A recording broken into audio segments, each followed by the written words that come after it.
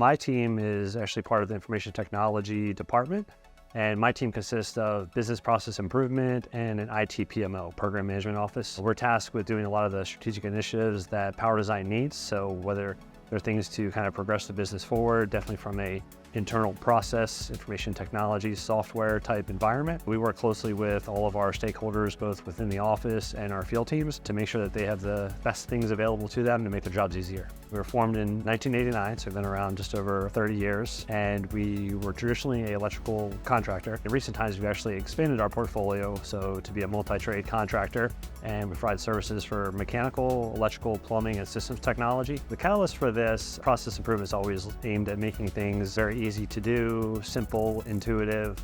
Power Design and our employees are very honest in feedback. We have a lot of different mechanisms we do to hear feedback. So it kind of started there, where we recognized that there's probably some processes our team members go through that could be better, easier to do, more efficient. We are a very organic company where everyone from rank and file all the way to our owner, Mitch, is very well to talk to each other. Kind of like a grassroots type effort. At the beginning of 2022, the calendar year, it kind of snowballed, where we had a couple kind of quick wins, and as people started to see kind of the benefit of doing things, whether through a simple thing like sending out an emailed report in the right form, to the purchase of a actual software, where it now kind of makes things easier. We do have other programs that we've already put into place. Innovation is one of our core values, and we actually have a program called Spark, where a lot of employees submit feedback. Everyone is empowered to raise their hand, identify things, and actually take action to do stuff. So I think it was encouraging to see that. To sum up and categorize a lot of what the teams were able to achieve is, in the end of it, we focused on about 42 distinct processes, maybe call them like mini projects, across about, I think it was 14 business functions. So a function would be something like finance or engineering, or kind of like the campus overall. And then when we took a look at the particular process that was being improved, there was a starting point where, how long does it take you to do this thing today? There was the aspect of doing time studies, so a little bit of that honest assessment of, hey, here's what I truly go through, and being humble and honest about, hey, it just takes me many, many days, which means 8 hours, 10 hours. And then as we work through those improvements together, that's where we kind of came up with those hours in the end. When we started the Simplify, Streamline, Automate, we had a set goal. We were trying to reduce or eliminate 70,000 hours of busy work, which we went over that goal by roughly 1,200 hours. So to strengthen our market position, just looking at the Simplify, Streamline, Automate, we had dubbed SSA for simple acronym's sake, is it just makes our team members less stressed on the day-to-day work. So, their job becomes easier, which in turn, that will kind of be representative with how we interact with our customers. So as things become easier to do, and we're not working with, outdated legacy processes or things that might have been very manual, like handwritten, now have been digitized to a sense.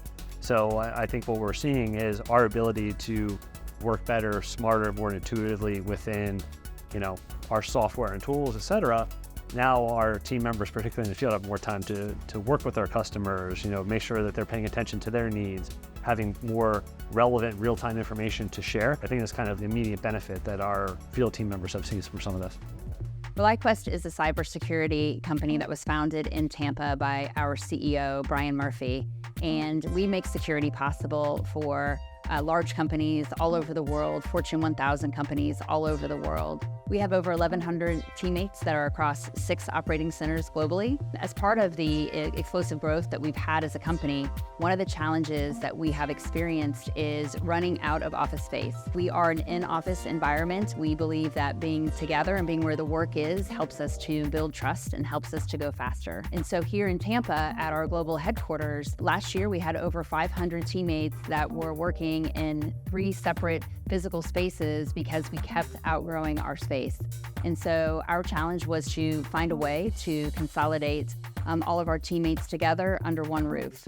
And so we decided to build a new global operating center in downtown district of Water Street in Tampa, and to build a new state-of-the-art facility there and bring everyone together under one roof. And as the CIO at ReliQuest, I get the unique opportunity to get to help lead this endeavor, as well as work alongside our high-performing teammates and design and build out this new office space. And so something at the size and scale of this office build had lots of challenges along the way. Anything from, making sure that things were continuing to move along to making sure that our underlying technology and infrastructure was where it needed to be for a technology company of our complexity and a cybersecurity company, because we need our systems to work and be secure. In order to overcome these challenges, I had to keep living our mindset throughout the whole project, and that meant making sure that we were focusing on what we could control. We continue to know that while there's not a perfect, there's always a better, and that we continue to keep our purpose of making security possible at the center of every decision that we were making. Technology teams over the past number of years, it's evolved from what I would describe as more of a service model where IT was almost more of a utility to the business, much like paying your electric bill. The companies were always focused on the cost of the service, to a paradigm shift where we are today, which is really how does technology bring value to the business and how can we leverage that technology to really drive the business forward in a number of ways.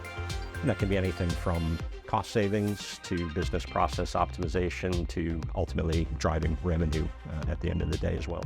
One of the biggest projects that I'm most proud of with our team is our AI project. So there we've empowered our folks with technology that can identify collectibles and really drive some operational efficiency within the team. So that's allowed us to burn through our backlog of collectibles from north of 1 million with pretty significant lead times for our customers down to very quick, in fact, the fastest turnaround times now in the industry. So we're a 35-plus-year-old business, and the technology that we have at the core of the business has been around for a number of years. So we've recognized that in order to continue to scale the business, that some of those older legacy technologies really need to be upgraded or modernized. So our back-end infrastructure, our ERP platform, is a key part of that foundation that we need to update and modernize. So we are on a journey now to replacing that system to get all of our different business verticals onto a standardized platform early next year.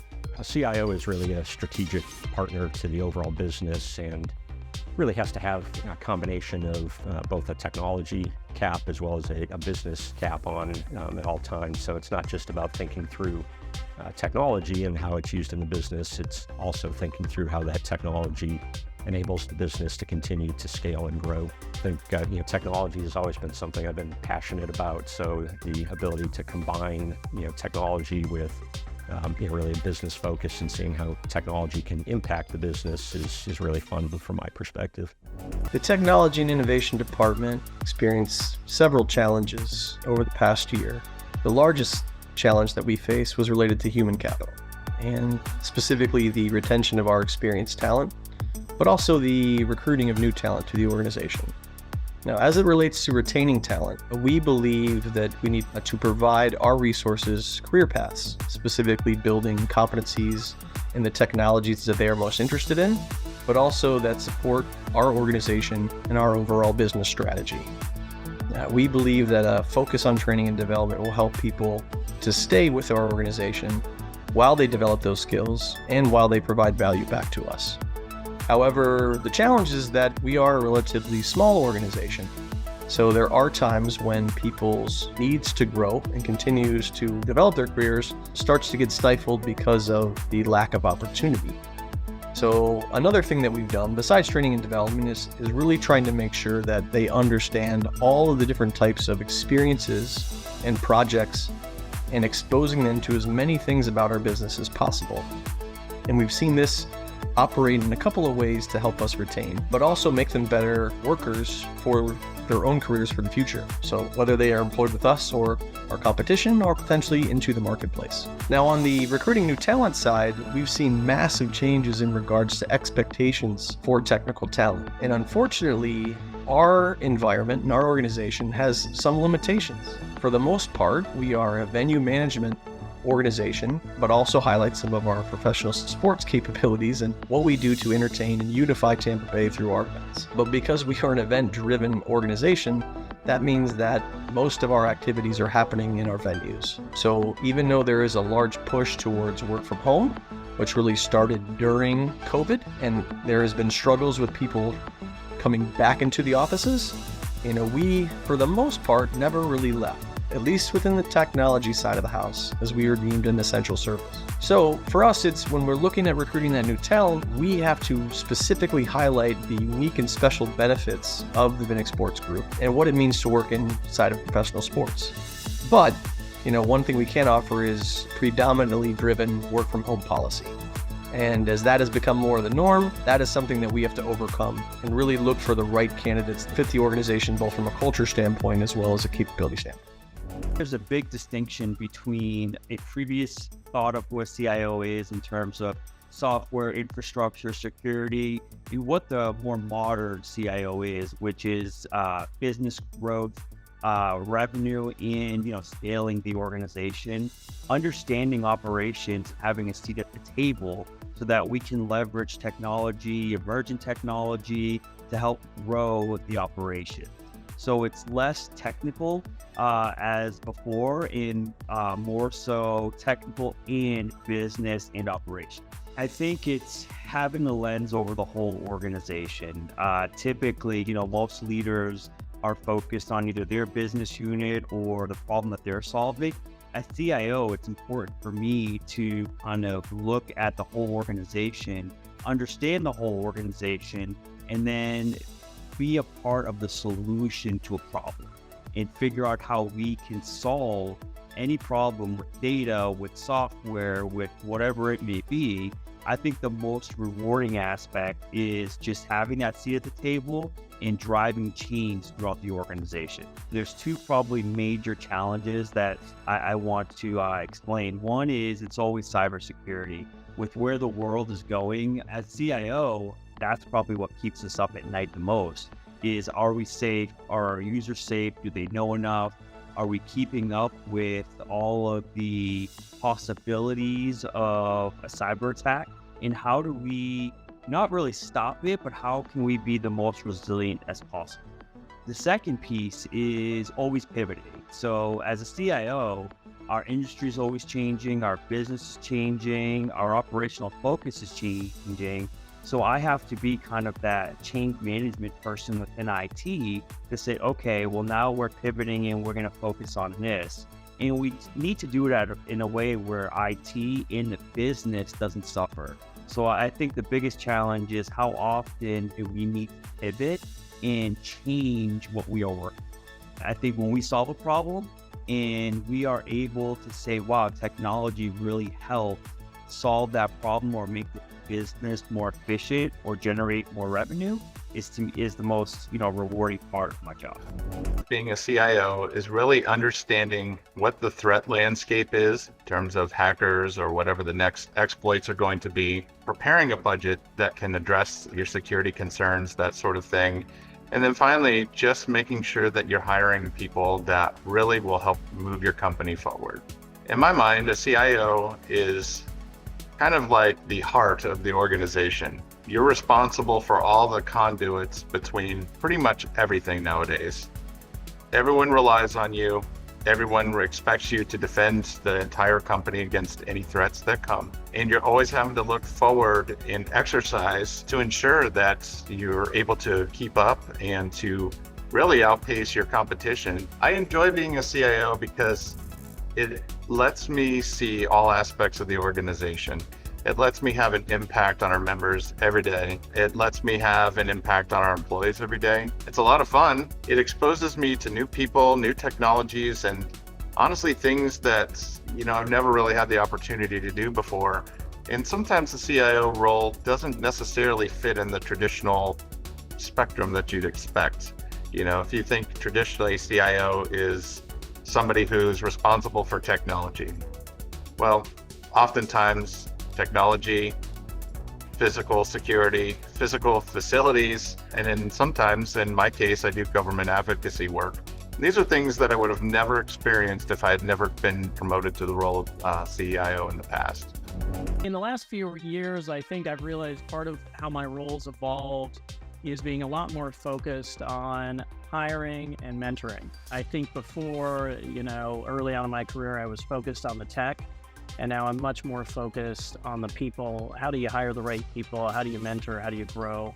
the right team, because now I believe that's how you're more successful. I've been very focused on the people. I think with a lot of the technologies coming up, I think the role of the CTO is going to definitely have to be more of a visionary with all of the things happening with AI.